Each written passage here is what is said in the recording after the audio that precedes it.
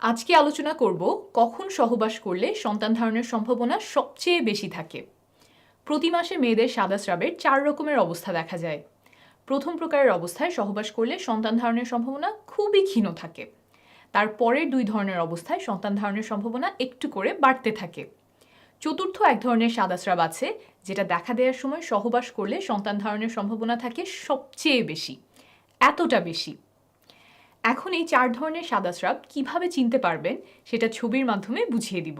প্রথম অবস্থা হচ্ছে মাসিকের ঠিক পরে যখন কোনো সাদা স্রাব যায় না, মাসিকের রাস্তাটা খুব শুকনো শুকনো মনে হয়, তখন গর্ভধারণের সম্ভাবনা প্রায় শূন্যের কাছাকাছি, 0.3%। এর পরের অবস্থায় মাসিকের রাস্তা হালকা ভেজা মনে হয়, কিন্তু আপনি চোখে কোনো সাদা স্রাব দেখেন না বা হাতেও ধরতে পারেন না, তখন গর্ভধারণের সম্ভাবনা থাকে 1%-এর একটু বেশি, 1.3%। প্রথম এই 2 অবস্থা সবার মধ্যে দেখা যায় না, বিশেষ করে যাদের মাসিকের সাইকেল ছোট, তাদের ক্ষেত্রে এই 2 অবস্থা মাসিকের সময়েই হয়ে যেতে পারে।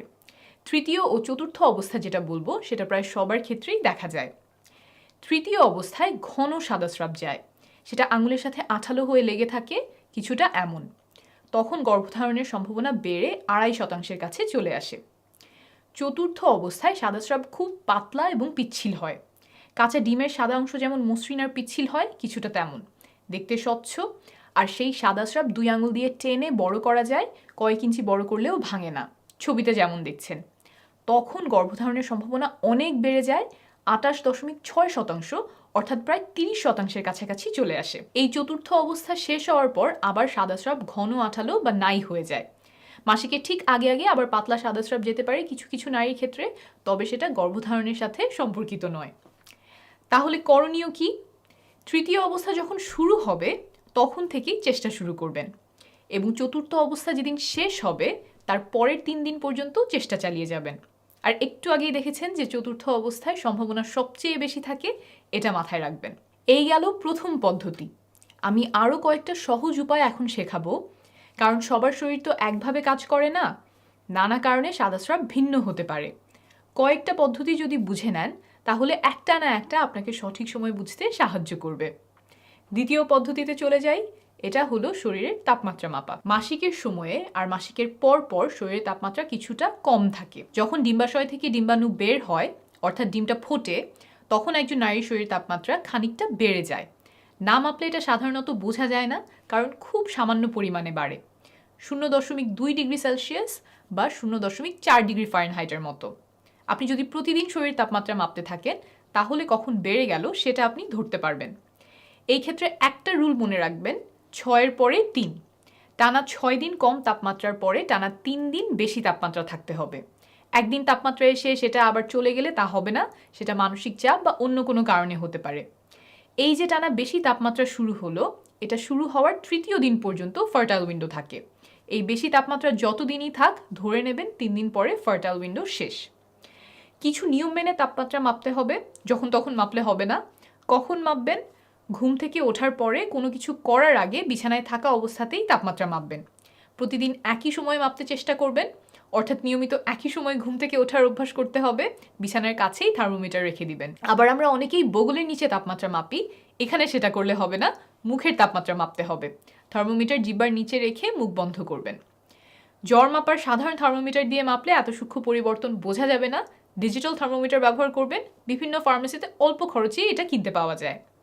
এই পদ্ধতিতে ফার্টাইল উইন্ডো কখন শুরু হয় বোঝা যায় না, তবে কখন শেষ হচ্ছে সেটা বোঝা যায়। তাহলে এটা কিভাবে কাজে লাগাবেন? একটু আগেই যে সাদা স্রাবের পদ্ধতি বুঝিয়েছিলাম সেটা ব্যবহার করে সাদা স্রাব যাওয়া যেদিন শুরু হয়েছে সেদিন থেকে চেষ্টা শুরু করবেন, আর এই পদ্ধতিতে তাপমাত্রা বাড়ার তৃতীয় দিন পর্যন্ত চেষ্টা চালিয়ে যাবেন।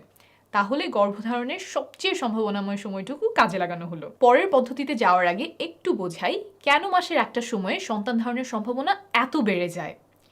একজন নারীর শরীরে 2টা ওভারি বা ডিম্বাশয় থাকে। প্রতি মাসেই এখানে একটা করে ডিম্বাণু পরিপক্ক হয়। যখন ডিম্বাণু পরিপক্ক হয়ে যায় তখন সেটা খোলস ভেঙে ওভারি থেকে বের হয়ে ঢোকে ফ্যালোপিয়ান টিউব বা ডিম্বনালীতে। এই ঘটনাকেই আমরা ডিম ফুটে বেরিয়ে আসা বলি। যে ডিম্বাণুটা বের হয়ে আসলো এটা এখন সন্তান ধারণে সক্ষম। ফ্যালোপিয়ান টিউব বা ডিম্বনালীতে যদি পুরুষের শুক্রাণু আগে থেকেই এসে বসে থাকে তাহলে সেটা ডিম্বাণুর সাথে মিলিত হয়, আর ডিম্বাণু এবং শুক্রাণুর মিলন হলেই কেবল তা গর্ভধারণে সক্ষম। যদি শুক্রাণু মিলিত না হয়, ডিম্বাণু একা একা জরায়ুতে এসে পৌঁছায়, তাহলে তার কয়েকদিন পরে জরায়ু তার গায়ের মোটা প্রলেপ ঝেড়ে ফেলে, সেখান থেকে রক্তক্ষরণ হয়। এই ঘটনাকেই আমরা বাইরে থেকে মাসে মাসে ঋতুস্রাব বা মাসিক হিসেবে দেখে থাকি। এটাই সাধারণভাবে ঘটে, এর বাইরেও কিছু ব্যাপার আছে, তবে এখনকার আলোচনার জন্য সেটা বোঝার প্রয়োজন নেই। এখন খেয়াল করেন, নারীর দেহে পুরুষের শুক্রাণু সাধারণত 3 দিন বাঁচে, কিছু ক্ষেত্রে 7 দিন পর্যন্ত বাঁচতে পারে, কিন্তু একটা পরিপক্ক ডিম্বাণু থাকে সর্বোচ্চ 24 ঘন্টা। তার মানে ডিম্বাণু খুব অল্প সময়ের জন্য থাকে। তাই ডিম্বাণু যে কয়েক ঘন্টা আছে, এই সময়টা আমাদেরকে ব্যবহার করতে হবে, না হলে গর্ভধারণ হবে না। যেহেতু পুরুষের শুক্রাণু নারী দেহে কয়েকদিন বেঁচে থাকতে পারে, তাই শুক্রাণুকে আগে আগে গিয়ে বসে থাকতে হবে ডিম্বাণুর জন্য, যাতে ডিম্বাণু বের হলেই শুক্রাণু গিয়ে তার সাথে মিলিত হতে পারে। অর্থাৎ ডিম্বাণু বের হওয়ার আগের কয়েকদিন যদি সহবাস করা হয়, তাহলে শুক্রাণু ঠিক সময়ে ঠিক জায়গায় থাকার সম্ভাবনা বাড়ে। আর এই কয়েকটা দিনকেই বলে ফার্টাইল উইন্ডো। এটাই আমরা বিভিন্ন হিসেবের মাধ্যমে ধরার চেষ্টা করছি। এখন আবারও চলে যাই ফার্টাইল উইন্ডো চেনার পদ্ধতিতে। এখন খুব সহজ একটা উপায় বলবো, তবে এটা তুলনামূলকভাবে একটু কম নির্ভরযোগ্য।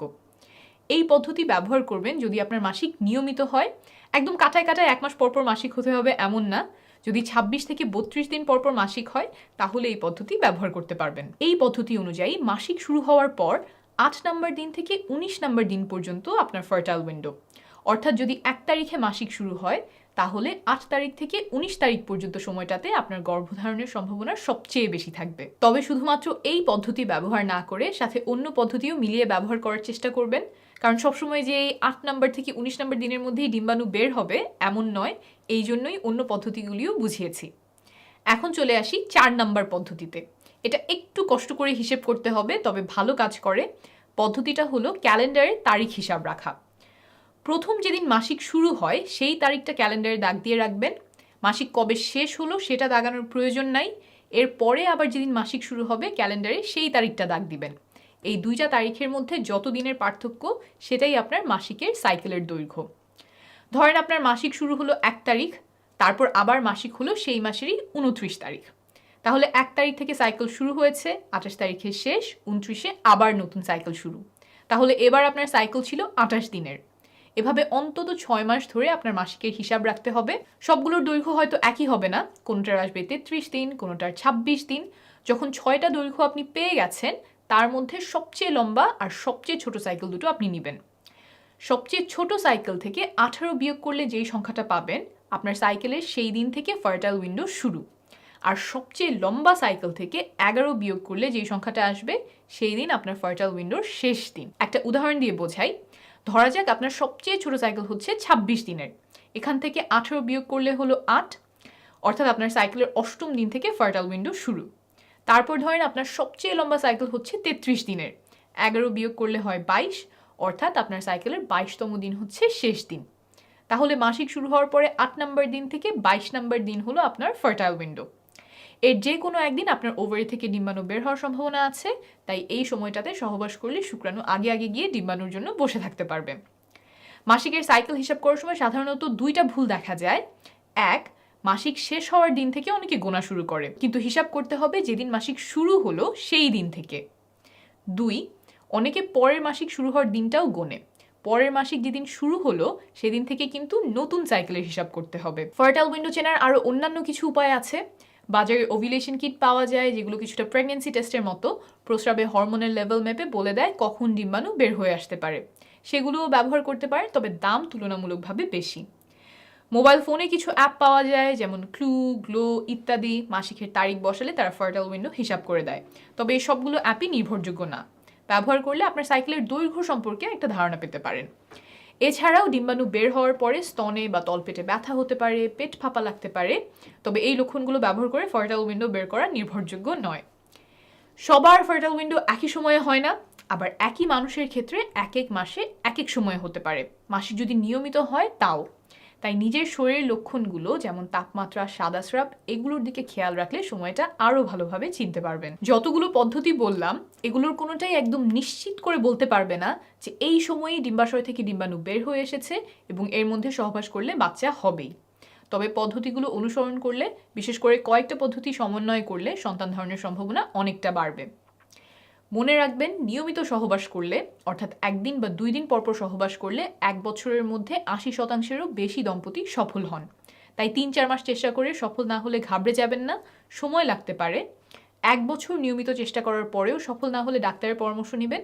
আর নারীর বয়স যদি ৩৫-এর বেশি হয় তাহলে ৬ মাস চেষ্টা করার পরেই ডাক্তারের শরণাপন্ন হবেন। আপনার সফলতা কামনা করছি।